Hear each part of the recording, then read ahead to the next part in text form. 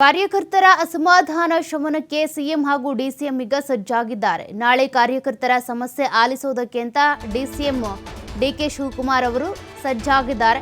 ಕೆಲಸಕ್ಕೆ ನಾವು, ಸ್ಥಾನಮಾನಕ್ಕೆ ಅವರು ಎಂಬಂತ ಬೇಸರ ಈಗ ಕಾರ್ಯಕರ್ತರಲ್ಲಿ ಶುರುವಾಗಿದೆ. ಹಾಗಾಗಿ ಕಾರ್ಯಕರ್ತರ ಅಹವಾಲುಗಳನ್ನು ಸ್ವೀಕಾರ ಮಾಡೋದಕ್ಕೆ ಅಂತ ಡಿಸಿಎಂ ಡಿಕೆ ಶಿವಕುಮಾರ್ ಅವರು ಸಜ್ಜಾಗಿದ್ದಾರೆ. ಸಮಸ್ಯೆ ಬಗೆಹರಿಸುವ ಮೂಲಕ ಅಸಮಾಧಾನಕ್ಕೆ ಮುಲಾಮ್ ಹಚ್ಚುವಂತ ಪ್ರಯತ್ನವನ್ನ ಡಿಸಿಎಂ ಡಿಕೆ ಶಿವಕುಮಾರ್ ಅವರು ಮಾಡಲಿದ್ದಾರೆ. ಈ ಮೂಲಕ ಮುಂಬರುವಂತಹ ಚುನಾವಣೆಗೆ ಒಟ್ಟುಗೂಡಿಸುವಂತ ಪ್ರಯತ್ನ ನಡೆಯಲಿದೆ.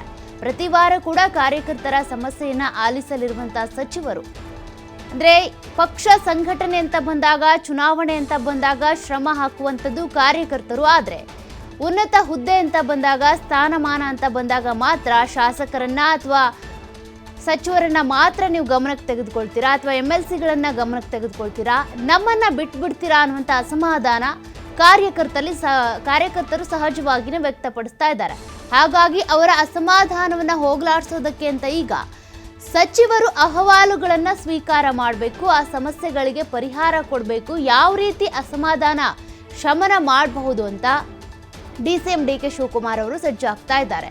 ವಿಧಾನಸಭಾ ಚುನಾವಣೆ ಇರ್ಬೋದು, ಲೋಕಸಭಾ ಚುನಾವಣೆ ಸಂದರ್ಭದಲ್ಲೂ ಕೂಡ ಕೆಪಿಸಿಸಿ ಅಧ್ಯಕ್ಷ ಆಗಿ, ಅದೇ ರೀತಿಯಾಗಿ ಡಿಸಿಎಂ ಆಗಿ ಯಾವ ರೀತಿ ಡಿಕೆ ಶಿವಕುಮಾರ್ ಅವರು ಪಕ್ಷ ಸಂಘಟನೆ ಮಾಡಿದ್ರು, ಹೇಗೆ ಜನರನ್ನ ಅಂದ್ರೆ ಪಕ್ಷದಲ್ಲಿರುವಂಥ ಕಾರ್ಯಕರ್ತರಿಂದ ಹಿಡಿದು ಶಾಸಕರು, ಅದೇ ರೀತಿಯಾಗಿ ಎಲ್ಲರನ್ನೂ ಕೂಡ ಹೇಗೆ ತೆಗೆದುಕೊಂಡು ಹೋದ್ರು ಅನ್ನೋದು ಎಲ್ಲರೂ ನೋಡಿದ್ದಾರೆ. ಹಾಗಾಗಿ ಈ ಬಾರಿ ಕೂಡ ಕಾರ್ಯಕರ್ತರ ಅಸಮಾಧಾನ ಏನಿದೆ ಹೋಗ್ಲಾಡಿಸ್ಬೇಕು ಅನ್ನುವಂಥ ಕಾರಣಕ್ಕೆ ಡಿಸಿಎಂ ಡಿಕೆ ಶಿವಕುಮಾರ್ ಅವರೇ ಸಜ್ಜಾಗ್ತಾ ಇದ್ದಾರೆ. ನಾಳೆಯ ಕಾರ್ಯಕ್ರಮಕ್ಕೆ ಕಾರಣಾಂತರಗಳಿಂದ ಸಿಎಂ ಸಿದ್ದರಾಮಯ್ಯನವರು ಗೈರಾಗ್ತಾ ಇದ್ದಾರೆ. ಈ ಕಾರ್ಯಕ್ರಮವನ್ನ ಡಿಸಿಎಂ ಡಿಕೆ ಶಿವಕುಮಾರ್ ಅವರು ನಡೆಸ್ಕೊಂಡು ಹೋಗ್ತಾರೆ. ಕಾರ್ಯಕರ್ತರ ಅಹವಾಲುಗಳನ್ನ ಸ್ವೀಕರಿಸುವ ಮೂಲಕ ಅವರ ಸಮಸ್ಯೆಗಳಿಗೆ ಪರಿಹಾರ ಕೊಡುವಂತಹ ಪ್ರಯತ್ನವನ್ನ ಮಾಡ್ತಾ ಹೋಗ್ತಾರೆ. ಅಸಮಾಧಾನ ಶಮನಗೊಳಿಸುವ ಪ್ರಯತ್ನ ಇದು.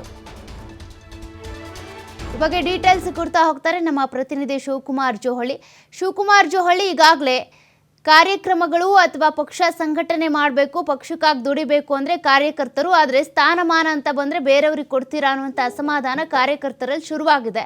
ಹಾಗಾಗಿ ಕಾರ್ಯಕರ್ತರನ್ನ ಮತ್ತೆ ವಿಶ್ವಾಸಕ್ಕೆ ತೆಗೆದುಕೊಳ್ಳೋದಕ್ಕೆ ಅಂತ ಡಿಸಿಎಂ ಡಿಕೆ ಶಿವಕುಮಾರ್ ಅವರು ಒಂದಷ್ಟು ಪ್ರಯತ್ನ ಮಾಡ್ತಿದ್ದಾರಂತೆ. ಯಾವ ನಿಟ್ಟಿನಲ್ಲಿ ಏನೆಲ್ಲ ಕ್ರಮಗಳನ್ನು ಕೈಗೊಳ್ತಾರೆ ಅಂತ?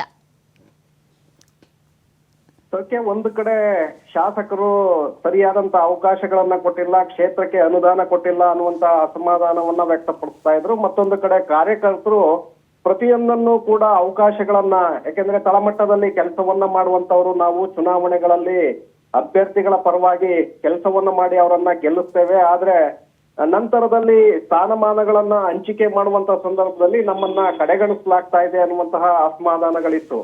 ಶಾಸಕರ ಅಸಮಾಧಾನಗಳು ಕೂಡ ಇದ್ದು, ಹಾಗಾಗಿ ಮುಖ್ಯಮಂತ್ರಿಗಳು ಶಾಸಕರಿಗೆ ಕೆಲವು ಸಮಯವನ್ನು ಕೂಡ ಕೊಡ್ತಾ ಇದ್ದಾರೆ. ಈಗ ನಿನ್ನೆ ಕೂಡ ಸಂಜೆ ಕೆಲ ಶಾಸಕರಿಗೆ ಸಮಯಾವಕಾಶವನ್ನ ಕೊಟ್ಟಿದ್ರು. ನಿಮ್ಮ ಸಮಸ್ಯೆಗಳನ್ನ ಹೇಳ್ಕೊಳ್ಳಿ, ಆ ಸಮಸ್ಯೆಗಳನ್ನ ಪರಿಹರಿಸುವಂತ ಒಂದು ಪ್ರಾಮಾಣಿಕ ಪ್ರಯತ್ನವನ್ನ ಮಾಡ್ತೇವೆ ಅಂತೇಳಿ ಅವಕಾಶವನ್ನ ಮಾಡಿಕೊಟ್ಟಿದ್ರು.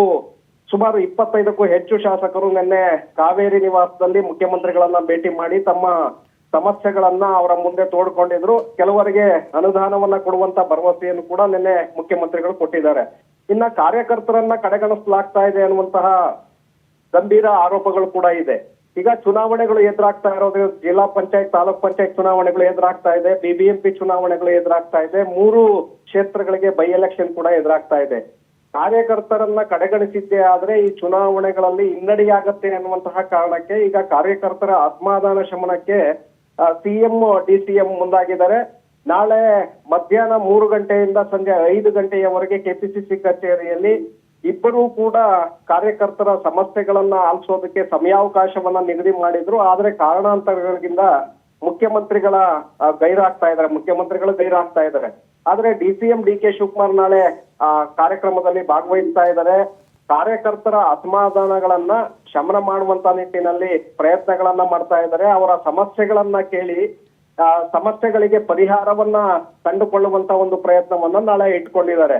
ಸೊ ಹಾಗಾಗಿ ನಾಳೆ ಕಾರ್ಯಕರ್ತರು, ಯಾಕೆಂದ್ರೆ ಕೇವಲ ಮುಖಂಡರುಗಳಿಗೆಲ್ಲ ಶಾಸಕರು ಭೇಟಿ ಮಾಡುವಂತಿಲ್ಲ, ಕೇವಲ ತಳಮಟ್ಟದ ಕಾರ್ಯಕರ್ತರು ನಾಳೆ ಡಿಕೆ ಶಿವಕುಮಾರ್ ಅವರನ್ನ ಭೇಟಿ ಮಾಡಬಹುದು. ತಮ್ಮ ಬೂತ್ ಮಟ್ಟದಲ್ಲಿರುವಂತಹ ಸಮಸ್ಯೆಗಳ ಬಗ್ಗೆ ಅವರ ಗಮನಕ್ಕೆ ತರಬಹುದು. ಜೊತೆಗೆ ತಮ್ಗೆ ಎಲ್ಲೆಲ್ಲಿ ಸಮಸ್ಯೆಗಳಾಗ್ತಾ ಇದೆ, ಏನು ಕೊರತೆಗಳಾಗ್ತಾ ಇದೆ, ಮತ್ತೆ ಸ್ಥಾನಮಾನಗಳನ್ನ ಕೊಡ್ತಾ ಇಲ್ಲ ಅನ್ನುವಂತ ನಿಟ್ಟಿನಲ್ಲಿ ನೋವುಗಳನ್ನ ತೋಡ್ಕೊಳ್ಳೋದಕ್ಕೆ ಅವಕಾಶವನ್ನ ಮಾಡಿಕೊಟ್ಟಿದ್ದಾರೆ ಸೌಖ್ಯ. Thank you Shivakumar ಡೀಟೇಲ್ಸ್ಗೆ.